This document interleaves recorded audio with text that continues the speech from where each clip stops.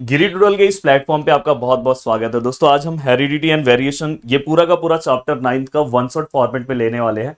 और ये मेरा पूरा का पूरा फोकस आपका एग्जाम होगा कि मतलब एक भी ऐसा पॉइंट नहीं रहेगा दोस्तों जिसे हम स्किप करेंगे। और आप अपने एग्जाम में चाहे इस लेसन से कौन सा भी एमसीक्यू आ जाए, कौन सा भी ट्रू फॉल्स आ जाए, को रिलेशन आ जाए, आप हर एक क्वेश्चन अटेम्प्ट करोगे, इसकी गारंटी मैं ले रहा हूं। जिस तरह से हम 10th के लेक्चर्स को डिजाइन करते हैं, सेम आपका पूरा का पूरा लेक्चर ऐसा ही डिजाइन है। बस आपको अच्छे से लेक्चर को सुनना है, इसके बाद पूरा का पूरा मार्क्स इस लेक्चर का आप स्कोर कर दोगे।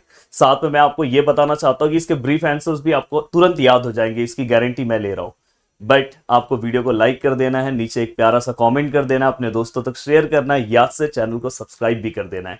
चलते हैं दोस्तों, वन बाय वन स्टार्ट करते हैं। देखो, लेसन का नाम ही हेरिडिटी है, तो सबसे पहले आपको हेरिडिटी का डेफिनेशन याद होना चाहिए। बहुत ही सिंपल सा डेफिनेशन है, transfer of characteristic from parents to offspring. मतलब पेरेंट्स से कुछ ऐसे कैरेक्टरिस्टिक्स होंगे जो हमारे अंदर आते हैं, उसे ही हम क्या बोलेंगे दोस्तों, हेरिडिटी। तो सबसे पहला ये डेफिनेशन तो आपको बहुत अच्छे से याद हो जाना चाहिए। आपके एग्जाम में डिफाइन में आ सकता है, कहीं कभार हो सकता है ट्रू फॉल्स में आ सकता है, वहां पे वो ऑफस्प्रिंग और पेरेंट्स को उल्टा कर दे ट्रू फॉल्स में। इस तरह से वो कैसे भी क्वेश्चन पूछ सकते हैं।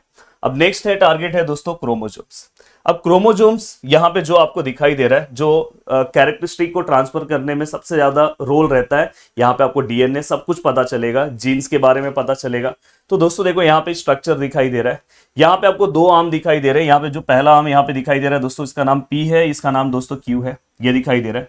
और ये जो क्रोमोजोम्स है दोस्तों, देखो यहाँ पे सेंटर में थोड़ा सा कॉन्स्ट्रिक्टेड दिखाई दे रहा है, इसे ही हम क्या बोलेंगे दोस्तों, सेंट्रोमियर। तो ये चीजें आपको पता होना चाहिए। और इसके अकॉर्डिंग, इस सेंट्रोमियर के अकॉर्डिंग, इस क्रोमोजोम्स के टोटल 4 टाइप्स हैं, वो भी हम देखने वाले हैं। वो हमारे एग्जाम के लिए बहुत ही ज्यादा इंपॉर्टेंट है। बट उसके पहले आपको इस क्रोमोजोम का डेफिनेशन से एक अपने दिमाग पे बिठा लेना है दोस्तों। देखो, structure in the nucleus of cell that carry the heredity characteristic. मतलब न्यूक्लियस के अंदर ऐसा स्ट्रक्चर जो न्यूक्लियस के अंदर है, और वो क्या करता है दोस्तों, हेरिडिटी कैरेक्टरिस्टिक को क्या करता है, कैरी करता है। हो सकता है कि पेरेंट्स के कुछ ऐसे कैरेक्टर्स जो हमारे अंदर आते हो सकता है कि हमारे पेरेंट्स का हेयर स्टाइल हमारे अंदर, हमारा हेयर स्टाइल मैच होता है, तो हो सकता है कि वो कैरेक्टर हमारे अंदर आ गया। हो सकता है कि हमारे पेरेंट्स का हंसने का स्टाइल और हमारा हंसने का स्टाइल मैच हो गया हो। तो ऐसे कुछ कैरेक्टर्स होते हैं जो हमारे पेरेंट्स से हमारे अंदर आते हैं, उसे हम क्या बोलेंगे, उस प्रोसेस को ही हम क्या बोलेंगे दोस्तों, हेरिडिटी। अब दोस्तों यहाँ पे ये देखो, यहाँ पे सेंट्रोमियर के अकॉर्डिंग क्रोमोसोम्स को हम टोटल 4 टाइप्स में डिवाइड कर सकते हैं। जो पहला टाइप्स आपको दिखाई दे रहा होगा वो मेटासेंट्रिक होगा। दूसरा टाइप्स कौन सा होगा दोस्तों, सब मेटासेंट्रिक। तीसरा टाइप आपको दिख रहा होगा दोस्तों एक्रोसेंट्रिक। और चौथा टाइप्स आपको दिखाई दे रहा होगा दोस्तों टीलोसेंट्रिक। मैं 2 मिनट में ये पूरा का पूरा आंसर आपके दिमाग में बिठा दूंगा। जस्ट आप स्ट्रक्चर को ध्यान से अच्छे से देखो। देखो, ये डायग्राम भी आपको बनाना है एग्जाम के लिए। याद रखना कि साइंस टू एक ऐसा सब्जेक्ट है जहां पे आपको डायग्राम्स, फ्लो चार्ट, ये सब पे ज्यादा फोकस करना है। अब देखो, मेटासेंट्रिक में आपको डायग्राम कौन सी तरह दिख रहा है दोस्तों, वी की तरह दिखाई दे रहा है। तो देखो, आपके लिए बस यहाँ पे क्या याद रखना है पता है। देखो, अगर ध्यान से स्ट्रक्चर को ही ध्यान से देखोगे, दोनों आर्म्स सेम दिखाई दे रहे हैं। तो देखो, arms of this chromosomes are equal in length. बस आपको एक वर्ड से याद रखना, इक्वल, बस हो गया। Both the arms are equal in length, हो गया। और दोस्तों एक और अगर आप देखोगे तो ये कौन से इंग्लिश लेटर की तरह दिखाई दे रहा है, वी, हो गया। 2 पॉइंट इनफ है आपके एग्जाम के लिए। अगर आपको और लिखना है तो आप लिख सकते हो, सेंट्रोमियर पूरा का पूरा सेंटर में आपको दिखाई दे रहा है, मिड पॉइंट पे दिखाई दे रहा है। और अगर आप दूसरा देख रहे हो, अब देखो सब मेटासेंट्रिक अगर आप देखने जा रहे हो तो यहाँ पे क्या लिखोगे, देखो ये कौन से लेटर की तरह दिख रहा है, इंग्लिश लेटर एल, याद हो गया एक पॉइंट। और दूसरा पॉइंट आप क्या याद रखोगे, वन आर्म इज स्लाइटली, देखो यहाँ पे लिखा है स्लाइटली शॉर्टर देन अदर। देखो ये वाला आर्म है, इसके कंपैरिजन में छोटा है कि नहीं। अब ये होने के बाद दोस्तों देखो, ये वाला अगर आप एक्रोसेंट्रिक देखोगे तो ये इंग्लिश लेटर जे दिखाई दे रहा है, यस। और अगर आप ध्यान से देखोगे तो यहाँ पे जो एक आर्म है दोस्तों, वो दूसरे के कंपैरिजन में बहुत ही छोटा है। यहाँ पे आप देखोगे ये वाला इसके कंपैरिजन में बहुत ज्यादा छोटा है, इसलिए मच स्मॉलर लिखा है। और अगर आप यहाँ पे देखोगे टेलोसेंट्रिक में देखोगे तो इंग्लिश लेटर आई की तरह दिखाई दे रहा है, और यहाँ पे ओनली वन आर्म दिखाई दे रहा है। तो मुझे ऐसा लग रहा है कि आप 2 मिनट में ये पूरा का पूरा आंसर आपको याद हो गया। तो ये आंसर्स आपको याद होने चाहिए। अब दोस्तों चलता हूं नेक्स्ट पार्ट की ओर, डीएनए। डीएनए का सबसे पहले फुल फॉर्म आपको पता होना चाहिए। आप सभी लोगों से मैं एक रिक्वेस्ट करना चाहता हूँ, प्लीज आप डीएनए का मुझे फुल फॉर्म नीचे लिख के बताओ कमेंट सेक्शन में। याद से मैं देखना चाहता हूँ कितने लोग, इसलिए मैंने जानबूझ के यहाँ पे नहीं लिखा है, तो एग्जाम में आ सकता है। तो प्लीज डीएनए का फुल फॉर्म आपको लिखना है जल्दी से। चाहिए तो आप गूगल से सर्च करो, बुक में से देखो, पर कॉमेंट में लिखना है। अब दोस्तों यहाँ पे आपको बस एक चीज अच्छे से याद रखना है कि डीएनए के अंदर जो नाइट्रोजिनस बेसेस होते हैं टोटल 4 होते हैं। एक जो नाइट्रोजिनस बेसिस होगा उसको हम बोलते हैं दोस्तों एडेनिन, दूसरा है ग्वानिन है, तीसरा है साइटोसिन है और थाइमिन है। मैं थोड़ा सा प्रोनाउंस अलग करता हूं स्पेलिंग के अकॉर्डिंग, मैं जानबूझ के उसको एडेनिन बोलता हूं। अब दोस्तों यहाँ पे देखो ग्वानिन दिखाई दे रहा है, इसके बाद नेक्स्ट है दोस्तों साइटोसिन और यहाँ पे थाइमिन। तो ये आपको याद होना चाहिए कि ये 4 नाइट्रोजिनस बेसिस किसके अंदर पाए जाते हैं दोस्तों, डीएनए में। अब यहाँ पे जो एडेनिन है और जो ग्वानिन है दोस्तों, स्टार्टिंग के दोनों, उसको हम प्यूरिन्स बोलते हैं, और जो लास्ट के दोनों हैं उसको हम पैरामिडिन्स बोलते हैं। मैं जानबूझ के उसको ऐसे ही पढ़ता हूं। तो जिस तरह से आप, मैंने बोला कि साइंस 2 में ऐसे बहुत सारी चीजें जहां पे आपको स्पेलिंग याद रहे तो आप उसके अकॉर्डिंग अपना रीड कर रहे हो तो कोई दिक्कत नहीं है। अब दोस्तों यहाँ पे जो सबसे ज्यादा इंपॉर्टेंट पार्ट है, आपको एग्जाम में आ सकता है, ये है दोस्तों कि एडेनिन जो है, एडेनिन है वो हमेशा पेयर किसके साथ बनाता है दोस्तों, थाइमिन के साथ। ये बहुत ही ज्यादा इंपॉर्टेंट पॉइंट है कि एडेनिन का पेयर हमेशा थाइमिन के साथ बनता है, और साइटोसिन का पेयर हमेशा किसके साथ बनता है दोस्तों, ग्वानिन के साथ। तो ये आप गड़बड़ मत कर देना कहीं पे भी, आपको एमसीक्यू में बस इतना पार्ट अगर आपको याद है तो कोई दिक्कत नहीं है दोस्तों। अब यहां पे मैं आता हूं दोस्तों आरएनए जीन के लिए। जीन मतलब अगर आप ध्यान से देखोगे ये डीएनए है। अब देखो दोस्तों ये डीएनए है, डीएनए के एक सेगमेंट को ही हम क्या बोलेंगे दोस्तों, जीन बोलेंगे। तो segment of DNA molecule are called gene, सबसे पहला हो गया। अब आपके लिए सबसे ज्यादा इंपॉर्टेंट है कि what are the function of gene. Gene के फंक्शंस क्या होंगे, तो बहुत ही सिंपल सा है कि ये क्या करता है, हमारा जो जीन है दोस्तों वो सेल के फंक्शंस को कंट्रोल करने का काम करता है। Gene control the function of cell, पहला पॉइंट आपको याद हो गया। दूसरा आपको पता है कि ये क्या करता है, हेरिडेटरी जो कैरेक्टरिस्टिक्स है उसको पेरेंट्स से ऑफस्प्रिंग के अंदर ट्रांसफर करने में क्या करता है, हेल्प करता है, ये हो गया। और तीसरा आपको पता है कि ये इंफॉर्मेशन को क्या करता है दोस्तों, प्रोटीन सिंथेसिस के इंफॉर्मेशन को क्या करता है दोस्तों, स्टोर करता है। तो ये 3 पॉइंट्स अगर आप अच्छे से अपने दिमाग में बिठा लोगे तो इससे ज्यादा आपको पढ़ने की जरूरत नहीं। नेक्स्ट है आरएनए। अगर मैंने आपने डीएनए के बारे में मैंने बताया, तो अब आरएनए के बारे में भी आपको कुछ चीजें बस इन शॉर्ट पता होना चाहिए। आरएनए का सबसे पहले फुल फॉर्म पता होना चाहिए, राइबोन्यूक्लिक एसिड। डीएनए का आपने नीचे कमेंट कर दिया होगा। नेक्स्ट इसके बाद इसके अंदर जो नाइट्रोजिनस बेसिस हैं, अगर आप ध्यान से देखोगे डीएनए के अंदर जो नाइट्रोजिनस बेसिस थे सेम टू सेम इसके अंदर भी वही होंगे, बस एक चेंजेस है, इसलिए ये बहुत ही ज्यादा इंपॉर्टेंट है। देखो एडेनिन, ग्वानिन, साइटोसिन, यहां पे थाइमिन दिख रहा है, थाइमिन चेंज हो जाएगा, थाइमिन के जगह पे यूरेसिल आएगा, ये चीज याद रखना। आरएनए में नाइट्रोजिनस बेसिस वहां पे भी 4 है, वो एडेनिन, ग्वानिन, साइटोसिन सब सेम है, बस लास्ट वाला थाइमिन का वहां पे क्या हो जाएगा दोस्तों, यूरेसिल। तो मैं बोल रहा हूं कि मैं हमेशा मेरा जो बताने का तरीका होता है कि स्टूडेंट के दिमाग में हर चीजें बैठती जा रही होगी। अगर आप ध्यान से अच्छे से सुन रहे होंगे तो हर एक पॉइंट आपके दिमाग में बैठ रहा होगा और मुझे बहुत अच्छा लग रहा होगा। अब दोस्तों देखो यहाँ पे इसके तीनों टाइप्स आपको पता होना चाहिए। जैसे यहाँ पे आर आरएनए है, यहाँ पे एम आरएनए है और यहाँ पे टी आरएनए है। आर आरएनए मतलब राइबोसोमल आरएनए, एम आरएनए मतलब मैसेंजर आरएनए और टी आरएनए मतलब ट्रांसफर आरएनए। अब देखो दोस्तों मैं सभी के बहुत ही इन शॉर्ट आपको फंक्शंस बता देना चाहता हूं। देखो यहाँ पे आर आरएनए का फंक्शन क्या है दोस्तों, perform the function of protein synthesis. तो आर आरएनए का फंक्शन क्या है, ये प्रोटीन सिंथेसिस करता है। और हमें नेक्स्ट इसके बाद अगर आप ध्यान से देखोगे एम आरएनए क्या करता है, मैसेज लेकर जाता है। देखो M RNA carry the information of protein synthesis from the gene. तो ये आप सेकेंड वाला का बहुत सिंपल है। और थर्ड वाला क्या करता है, एमिनो एसिड, जितना मैसेज आया रहेगा उसके अकॉर्डिंग ये क्या करता है, एमिनो एसिड क्या करता है दोस्तों, ट्रांसफर करता है। तो वहां पे according to message of the M RNA carry the, according to message of M RNA, अब जितना मैसेज आया रहेगा carry the amino acid up to ribosome. तो जितना एम आरएनए का मैसेज आया रहेगा उसके अकॉर्डिंग ये क्या करता है, आर आरएनए के पास क्या करता है दोस्तों, ये एमिनो एसिड क्या करता है, ट्रांसफर करता है प्रोटीन सिंथेसिस के लिए। आपको पता होगा एमिनो एसिड के हेल्प से हम क्या करेंगे, प्रोटीन सिंथेसिस करेंगे, और वही अलग अलग प्रोटीन्स हमारे कैरेक्टर्स को क्या करता है, कंट्रोल करने का काम करता है। तो दोस्तों यहाँ पे अब चलते हैं दोस्तों, नेक्स्ट है हमारा Mendel principle of heredity. Mendel ने क्या कंसिडर किया था, तो यहाँ पे देखो उसने शेप ऑफ द सीड में उसने 2 चीजें कंसिडर की थी। डोमिनेंट के लिए उसने राउंड लिया था और रेसेसिव के लिए उन्होंने रिंकल लिया था। अब यहाँ पे मैं आपको कुछ चीजें बता रहा हूँ। देखो डोमिनेंट एक ऐसा कैरेक्टर्स होता है जो नेक्स्ट जनरेशन में दिखाई देता है। रेसेसिव वाला कैरेक्टर नेक्स्ट जनरेशन में क्या हो जाता है दोस्तों, हाइड हो जाता है। अगर देखो यहाँ पे अगर मैं लिख रहा हूँ, समझो यहाँ पे समझो मैं ये ले रहा हूँ फॉर एग्जाम्पल येलो, और मैं ये ले रहा हूँ येलो और ग्रीन का ले रहा हूँ। तो अगर समझो कहीं पे अगर ऐसा दिखाई दे रहा है तो ये आप डायरेक्ट बोलोगे येलो है, कहीं पे ऐसा दिखाई दे रहा है दोस्तों तो यहाँ पे देखो ये येलो है और ये ग्रीन है, तो मैंने क्या बोला कि अगर कहीं पे अगर डोमिनेंट दिखाई दे रहा है तो वो रेसिसिव को दबा देगा, तो ये फिर भी ये कैसा दिखाई देगा, येलो ही दिखाई देगा। बट अगर कहीं पे अगर समझो दोनों ही रेसिसिव कैरेक्टर के हैं तो ये ग्रीन दिखाई देगा। तो ये चीज आपको पता होना चाहिए, थोड़ी बहुत इंफॉर्मेशन होनी चाहिए, बाकी कुछ नहीं। यहाँ पे देखो नेक है, कलर ऑफ द सीड्स उसने क्या लिया था, कलर ऑफ द फ्लावर्स उसने क्या कंसिडर किया था। और फर्स्ट वाले को हम कैपिटल लेटर से डिनोट करते हैं, नेक्स्ट वाले को स्मॉल लेटर से डिनोट करते हैं। कलर ऑफ द पॉड उसने क्या लिया था, शेप ऑफ द पॉड उसने क्या लिया था, पोजीशन ऑफ फ्लावर, ये याद करने की जरूरत नहीं है, जस्ट थोड़ा बहुत आपको पता होना चाहिए। जैसे height of the plant, tall है, ड्वार्फ है, दिखाई दे रहा है आपको। अब देखो दोस्तों यहाँ पे ये सबसे ज्यादा इंपॉर्टेंट है, Mendel experiment of monohybrid cross. अभी तक एग्जाम में, क्योंकि ये एक बड़ा क्वेश्चन बन सकता है, तो आपको इस तरह का क्वेश्चन वो पूछ सकते हैं। यहाँ पे फिलिंग द ब्लैंक्स के भी क्वेश्चन तैयार होते हैं और एक ब्रीफ क्वेश्चंस भी आपसे तैयार होता है। और अगर आपको ये टेबल फ्रेम करने आता है तो आप तुरंत बहुत सारी चीजें बहुत इजी कर सकते हो। देखो मैं यहाँ पे फिनोटाइपिक और जीनोटाइपिक रेशियो बाद में लिखता हूँ, पहले मैं आपको बहुत सारी चीजें एक्सप्लेन करता हूँ। अब देखो दोस्तों यहाँ पे देखो, अगर मैं one pair of contrast character ले रहा हूं, देखो यहाँ पे आप देखोगे तो मेंडल का डेफिनेशन भी दिखाई देगा, ओनली देखो only one pair of contrasting characters. तो अगर हम हमेशा मोनो हाइब्रिड क्रॉस में one pair of contrasting character लेते हैं, जैसे यहाँ पे इसने देखो टॉल प्लांट लिया, टॉल का अगर आप रेसेसिव कैरेक्टर देखोगे तो उसने क्या लिया, डॉर्फ लिया है। अब आपको पता है कि जैसे आपने देखो ये P1 जनरेशन है, अब जैसे इसने फिनोटाइप इसने क्या लिया, टॉल और डॉर्फ, बहुत अच्छे से देखना।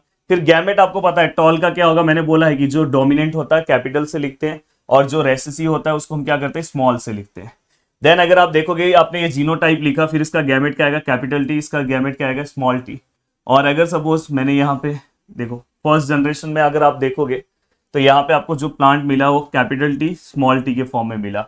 अब आप मुझे बताओ कि ये अगर ये कैपिटल टी टॉल डिनोट कर रहा है, स्मॉल टी ड्वार्फ डिनोट कर रहा है, फिर भी ये प्लांट कैसा दिखाई देगा। तो मैंने क्या बोला कि अगर यहाँ पे आपको डोमिनेंट कैरेक्टर दिखाई दे रहा है तो ये प्लांट कैसा दिखाई देगा, आपको टॉल दिखाई देगा। तो फर्स्ट जनरेशन में हमें प्लांट हमारा कैसा दिखाई दे रहा है, टॉल दिखाई दे रहा है। अब हम क्या कर रहे हैं, नेक्स्ट जनरेशन के लिए जा रहे हैं, पेरेंटल जनरेशन के लिए। तो जहां पे हम क्या करेंगे, चेक बोर्ड यूज करेंगे। और यहाँ पे अगर आप ध्यान से अच्छे से देखने की कोशिश करोगे तो देखो यहाँ पे दोस्तों, यहाँ पे अगर आप देखोगे मेल गैमेट है, ये फीमेल गैमेट है। देखो यहाँ पे ये टी लिख रहा हूँ, यहाँ पे स्मॉल टी, यहाँ पे भी देखो ये टी है और यहाँ पे स्मॉल टी। ये दोनों का यहाँ पे क्या है, कैपिटल टी, ये क्या आएगा, कैपिटल टी स्मॉल टी। यहाँ पे क्या आएगा, कैपिटल टी स्मॉल टी, यहाँ पे क्या आएगा, T T small T small T. तो अगर आप ध्यान से देखोगे तो यहाँ पे आपको कुछ चीजें दिखाई देगी। बताओ ये प्लांट कैसा दिखेगा दोस्तों। तो मैंने आपको पहले ही बताया कि अगर दोनों कैपिटल टी है तो ये कैसा दिखाई देगा, टॉल। ये देखो यहाँ पे एक कैपिटल टी आ गया, फिर भी ये कैसा दिखाई देगा, टॉल। यहाँ पे ये भी कैसा दिखाई देगा, टॉल। और ये कैसा दिखाई देगा दोस्तों, ड्वार्फ।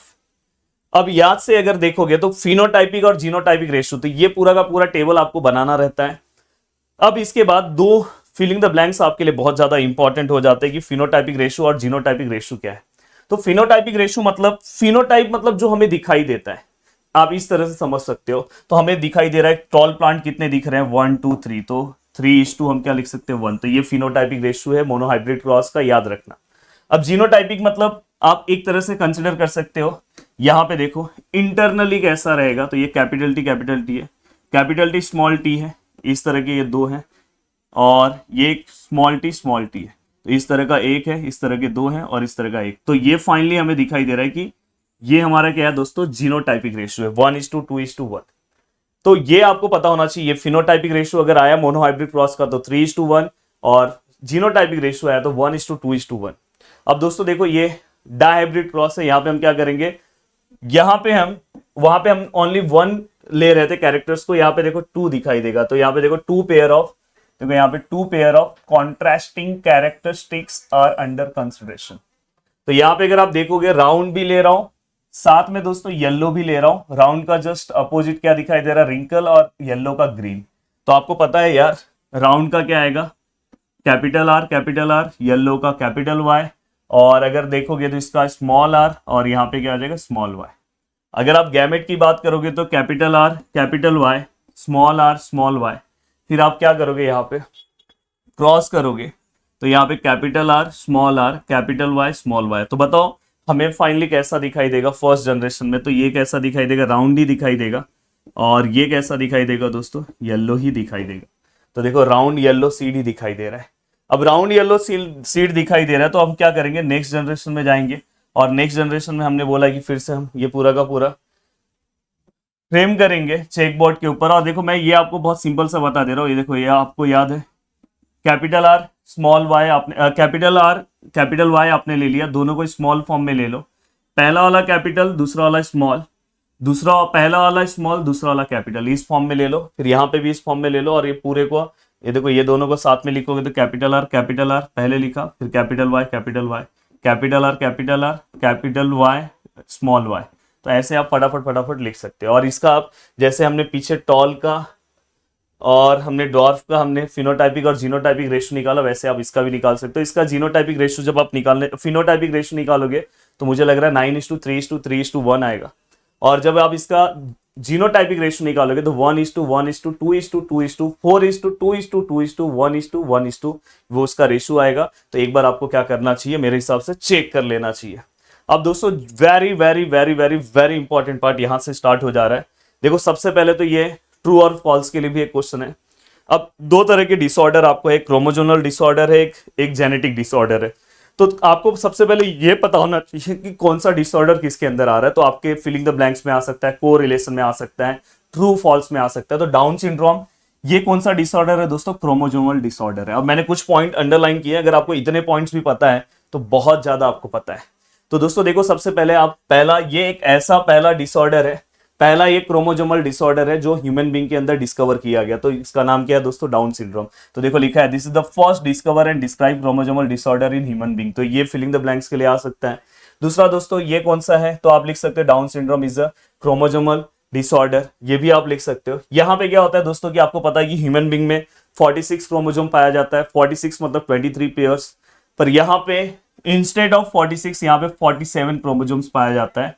तो यहाँ पे अगर आप ध्यान से तो बस ये भी आप लिख सकते हो कि यहाँ पे देखो this disorder is characterized by presence of 47 chromosomes, direct आप लिख सकते हो। और अगर यहाँ पे और थोड़ी बहुत चीजें लिखना है तो आप लिखो, या तो आप डायरेक्ट यहाँ पे उसके सिम्टम्स आप लिख दो। डाउन सिंड्रोम्स में पहला एक सिम्टम्स है कि यहाँ पे क्या आएगा, मेंटली रिटार्डेड आएगा, शॉर्ट लाइफ स्पैन आएगा, ये आप लिख सकते हो। यहाँ पे कुछ सिम्टम्स है दोस्तों, शॉर्ट नेक है, शॉर्ट वाइड नेक है, फ्लैट नोज है, शॉर्ट फिंगर्स है। ऐसे आप एक दो सिम्टम्स बस लिख दो, हो गया आपके 4 पॉइंट्स हो गए। वो आप ज्यादा से ज्यादा आपको शॉर्ट नोट पूछेंगे, 4 पॉइंट्स आपने लिख दिया, आपका काम हो गया। अब देखो दोस्तों नेक्स्ट पार्ट, अब देखो यहाँ पे टर्नर सिंड्रोम दिखाई दे रहा है। तो यहाँ पे अगर आप ध्यान से अगर अच्छे से देखने की कोशिश करोगे तो यहाँ पे दोस्तों अगर 44 प्लस XX क्रोमोजोम के बदले वीमेन के बॉडी में, वो आपको पता है कि वीमेन के बॉडी में क्या होता है 44 प्लस XX, ये वीमेन के बॉडी में क्रोमोजोम्स प्रेजेंट होते हैं। देखो 44 है और ये सेक्स क्रोमोजोम है XX, वही मेल के बॉडी में 44 प्लस XY होते हैं। बट यहाँ पे 44 प्लस XX के बदले यहाँ पे क्या रहेगा दोस्तों 44 प्लस X होगा, मतलब एक X क्या होगा, कम होगा।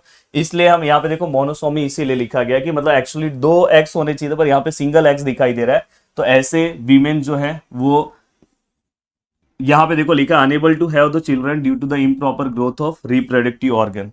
तो ऐसे जो वीमेन है वो बच्चे को बर्थ देने उनके लिए बहुत ही मुश्किल है। तो यहाँ पे आप ये एक सिंपल सा पॉइंट लिख सकते हो, ये ऊपर का लिख सकते हो, ये भी एक क्या है आपका क्रोमोजोमल डिसऑर्डर है। अब देखो यहाँ पे नेक्स्ट है डिसऑर्डर, यहाँ पे हाँ ये डिसऑर्डर मोस्टली मैन में पाया जाता है, मोस्टली मतलब मैन में ही पाया जाता है। और ये भी एक तरह का, यहाँ पे अगर आप देखोगे तो यहाँ पे एबनॉर्मलिटीज सेक्स क्रोमोजोम्स में पाया जा रहा है।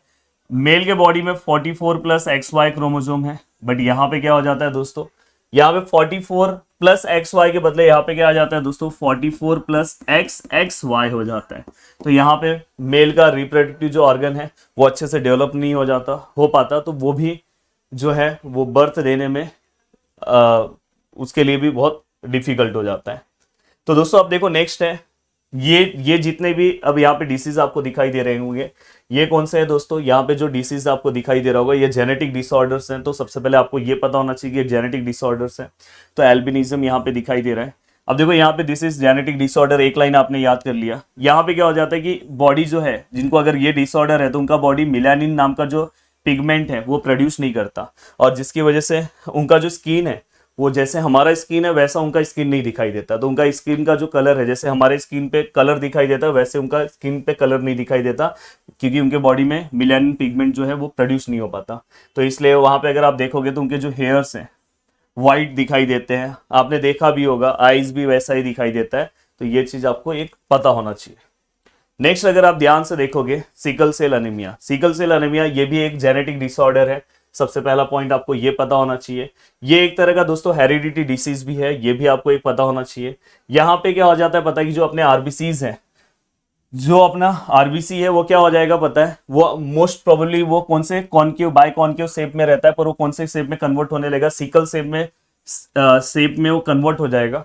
और जिसकी वजह से फिर प्रॉब्लम हो जाएगा। तो oxygen carry capacity of haemoglobin in such individual is very low, जिसकी वजह से प्रॉब्लम हो सकता है।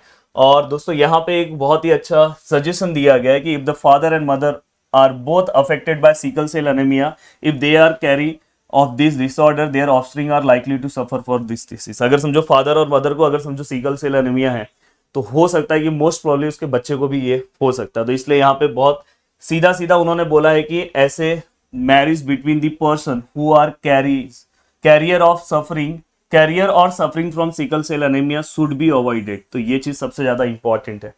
यहाँ पे कुछ चीजें दी गई है दोस्तों, सिम्टम्स दिया गया है। तो अगर हो सकता है कि आपके एग्जाम में अगर कोई भी सिम्टम्स पूछे, तो देखो सबसे अच्छा सिम्टम्स तो मुझे यही लगा, स्वेलिंग आती है हैंड में, लेग में, तो ये आप यहाँ पे लिख सकते हो। पेन होता है दोस्तों जॉइंट्स के में।